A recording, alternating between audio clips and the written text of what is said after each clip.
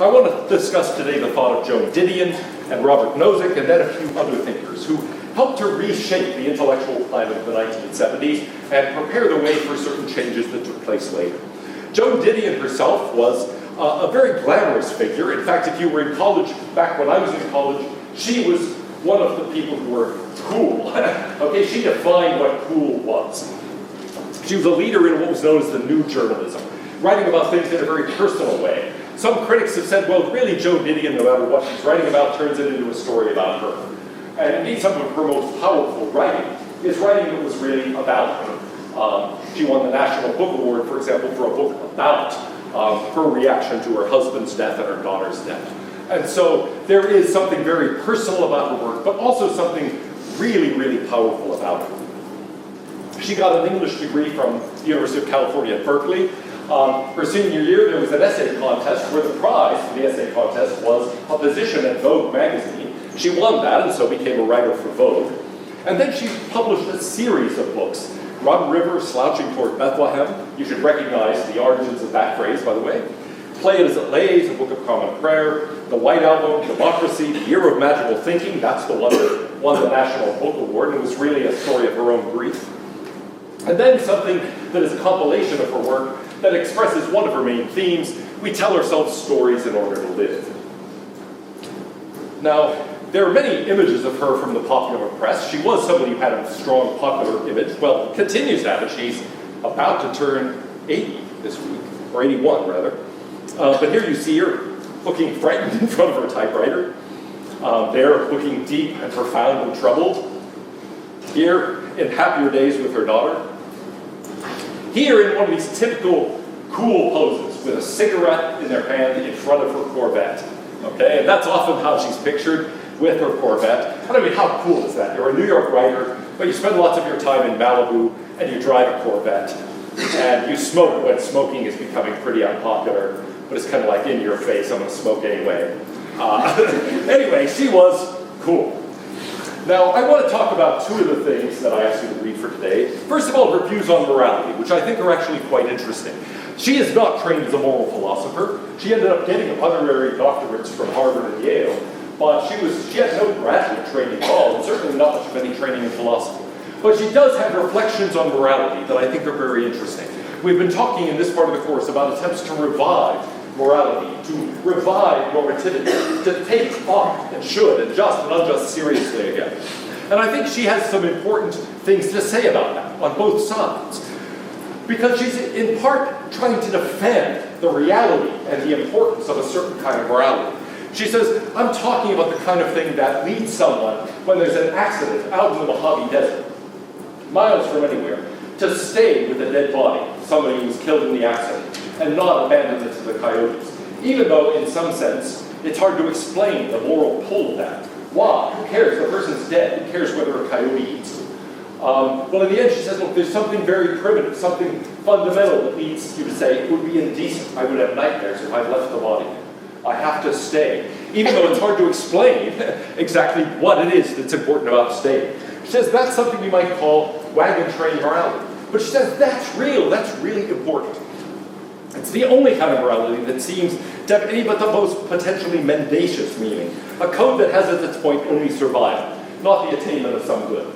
So in effect she's saying, look, there's a kind of morality that all of us take seriously that's fundamental to survival. Something that people in a wagon train, let's say in a hostile environment, take seriously. There's a way you treat other people, there's a way you behave yourself, and that's contrasted in her essay with the ethics of conscience. A friend of mine wrote a book called Don't Let Your Conscience Be Your Guide. Very suspicious of the claims of conscience, which she thought were much too easily manipulated. And indeed, I think that's her view. I followed my own conscience. I did what I thought was right. How many madmen have said it and meant it? Except on the most primitive level, our loyalties to those we love. And that's really what's involved in this wagon train morality. What could be more arrogant than to claim the primacy of personal conscience? Of course, you'll say, I don't have the right, even if I had the power, to inflict that unreasonable conscience upon you. Nor do I want you to inflict your conscience, however reasonable, however enlightened, upon me. She quotes Lionel Trilling as saying, we've got to be aware of the dangers which lie in our most generous wishes. Some paradox of our nature leads us when once we've made our fellow men the objects of our enlightened interest, to go on to make them the objects of our pity, then of our wisdom, and ultimately of our coercion. So she's concerned about idealism, about the demands of conscience. She says, look, at some level, of course we believe in that. You are around people you love, they get into trouble, they need your help, of course you help them. And of course you ought to help them, it would be indecent not to. That's something that's basic and human and connected to our survival. But on the other hand, there are other, more remote demands of conscience. And it's very easy for me to feel guilty about doing something, and then for me to think you shouldn't do it either, and then for me to try to make you stop doing it. And that's the part she's very suspicious of. So she says, I want to be quite obstinate about insisting we have no way of knowing. Beyond that fundamental loyalty to the social code, that's that wagon train morality, what's right and what is wrong, what is good and what is evil. So she's combining this idea of taking norms seriously, saying they really are fundamental to human life, but also being skeptical about a lot of them, saying people introduce conscience and morality and talk about what ought to be done, talk about what's just and unjust, when it's really just a cover for their own personal preferences. And so on the one hand, we have to take real morality seriously, but we also should be suspicious about claims to know what's right and wrong in this broader sense. So here's a little picture I made up of what I think her view really is all about. She does want to affirm normativity. She wants to say morality matters, and it's something we can't as human beings do without. On the other hand, it's really easy to use it to try to impose our own views of things on other people. And so we've got to stick to the really important part, that wagon train morality, you might call it, that's there in the center, that really does connect to survival, that connects to basic questions of human relationships and human trust. That's something, yes, of course we should take seriously. But she's also skeptical about all the rest. So, that looks like a flower. So I was drawing this, I was thinking, this is very Zen lotus and so on. But really think of each of those circles as something like your moral conscience, the demands of your own morality. Well, all of us overlap on that basic wagon train morality, on that basic ethics of human survival and human relationships. But outside of that, we diverge. And all of that can easily become an excuse for coercing other people, for oppressing them, for, in the end, killing them. And so she's saying, look, those people who, in reaction to World War I, for example, became suspicious of morality, weren't entirely wrong. Moral judgments were in part what has led to the horrors of the 20th century, and lots of minor things that are not by any means horrors, but nevertheless are obnoxious. All of those things involve me taking my larger circle and trying to make yours fit within it, trying to make you live by mine. In fact, what we should really require of each other is just respect for that overlap, for the intersection of all of those, the basic morality of survival and of human relationships, not of total conceptions of the good. After all, we don't share conceptions of the good, but we do share an interest in survival. We do share an interest in the things that are necessary to survival, like cooperation. And so, there are going to be certain things, actually before I move on, there are going to be certain things here that she would take very seriously. What's an example of a rule of wagon train morality? Something besides, take care of your dead. What are other things that are going to be basic at that level of human survival that she thinks would be part of that intersection? Yeah? Avoid murder. Good, don't murder. Yeah, survival is something that we do all share an interest in, so don't commit murder. That's something that has a connection with that basic wagon train morality. We're going to be trying to say survival is important, it matters to all of us. Moreover, trust is important to all of us. And so, yes, it's going to be very important not to kill other things. Cannibalism is wrong. Cannibalism is wrong. Good, cannibalism is something. In fact, when we get to that center, they should be things we can't in some ways even explain our abhorrence of. We just react to them as if they're a taboo. Because they're so fundamental, we don't actually know how to explain them. Yes, it's wrong to eat another human being. There was actually there's a movie about this, but it happened in real life much more recently, where a German couple advertised for somebody who would be willing to be eaten. And this guy actually volunteered, apparently had some sort of terminal illness, and said, all right, I'll let you kill me and cook me up for your feast. And they did this, okay, with that guy's voluntary participation. Now you might think, I hope you might, it's not just that you might think that, I think I would say it, Joan Didion would say it, you're supposed to think, that's terrible, right? But now what's wrong with it? The guy volunteered, and they're having a yummy human dinner. I don't know what's wrong with it. I can't explain what's wrong with it. I can't give you a moral theory that quite accounts for what's wrong with it. It's just wrong, right? And it should strike you as just, oh, no, that's something that you shouldn't do. That's something that gets at that core, where it's, with things that are fundamental, sometimes it's easy to explain, like why you shouldn't murder, and other times it's hard to explain, but nevertheless seems just basic to humanity. Can you think of anything else that would be near the center of that? Part of that wagon train morality. Starving. Caring for children, okay, good. Caring for somebody who's starving, if you have something that can help them, and so on. Yeah, those are things that are part of that. But now give me some examples of things where people can disagree, where one person might have a strong moral judgment, but there's no reason to expect other people to share that conception of the good. Yeah. Property theft, and some people might see it as like it's better for society to Ooh, all right, interesting example. What about theft? Is that something that's part of the core, or is that something that's part of a particular circle?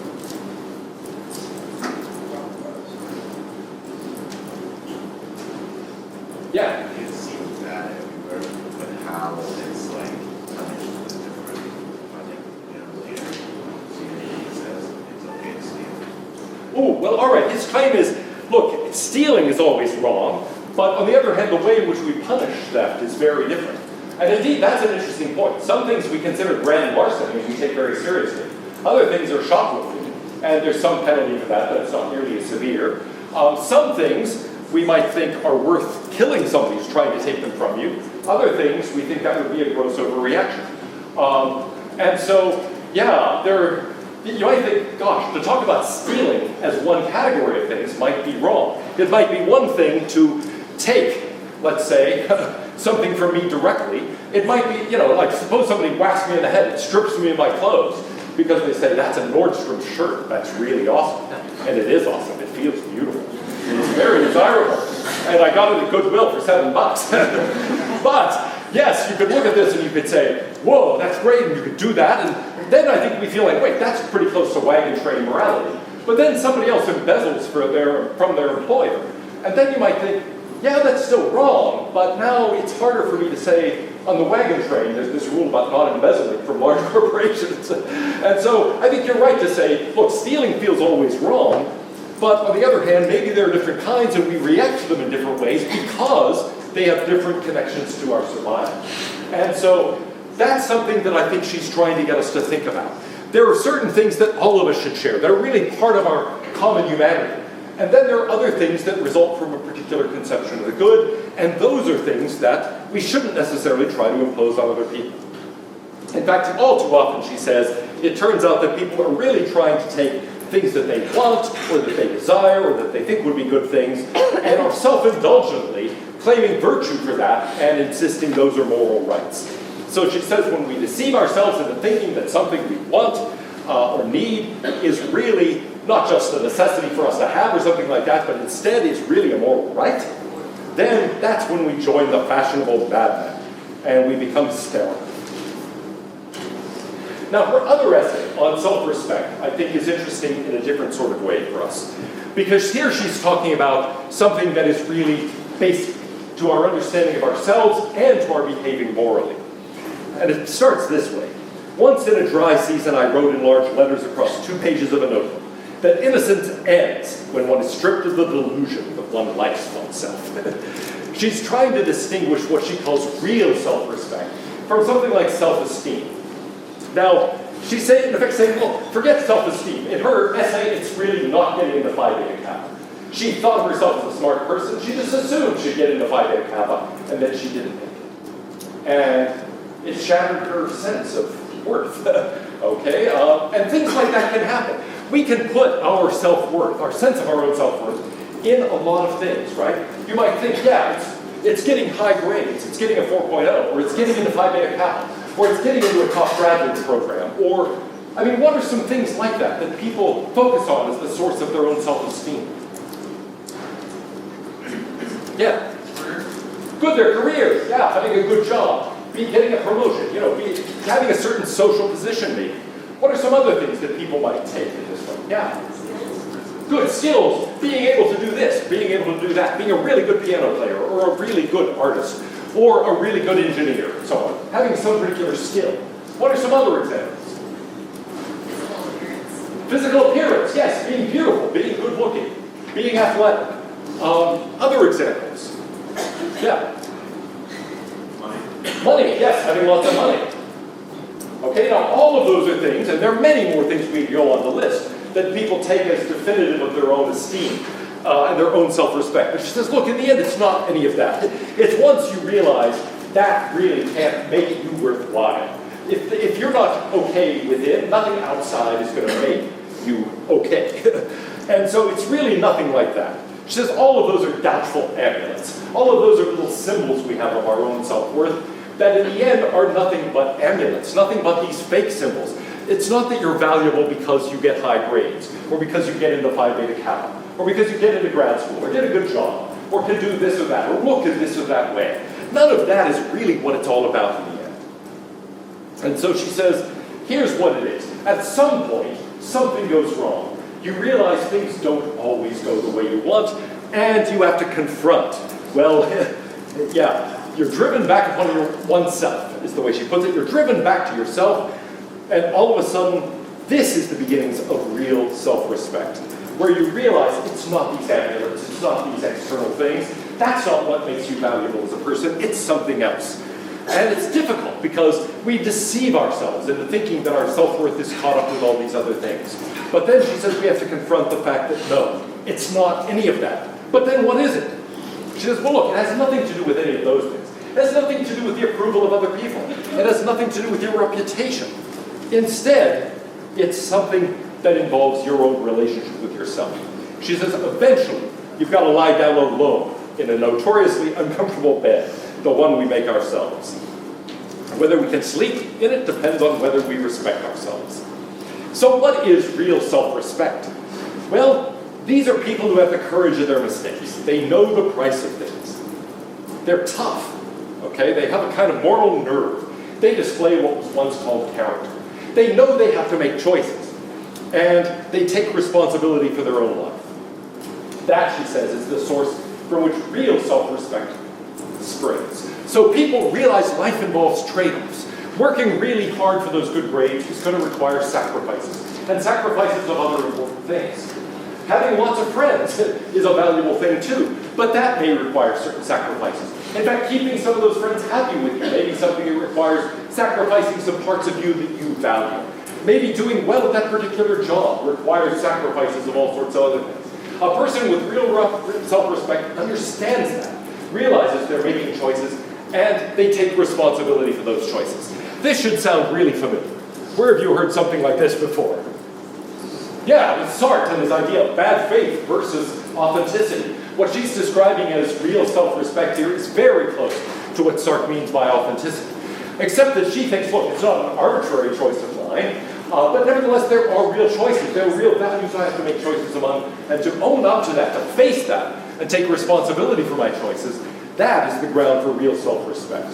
So it is recognizing that things have prices, being willing to make those trade-offs, being willing at some point to say, yeah, I had to do something lousy. And you know what, it does keep me awake at night, but nevertheless, I accept that I had to make that choice. I did it, and I can live with it. And so these people are willing to invest something of themselves. They're willing to accept the risks and pay the price. So in the end, she says, this is really the only way to live. To assign unanswered letters their proper weight, to free us from the expectations of others, to give us back to ourselves. There lies the great singular power of self-respect. Without it, you eventually find, well, nowhere to run, and you look into yourself and you find there's no one at home.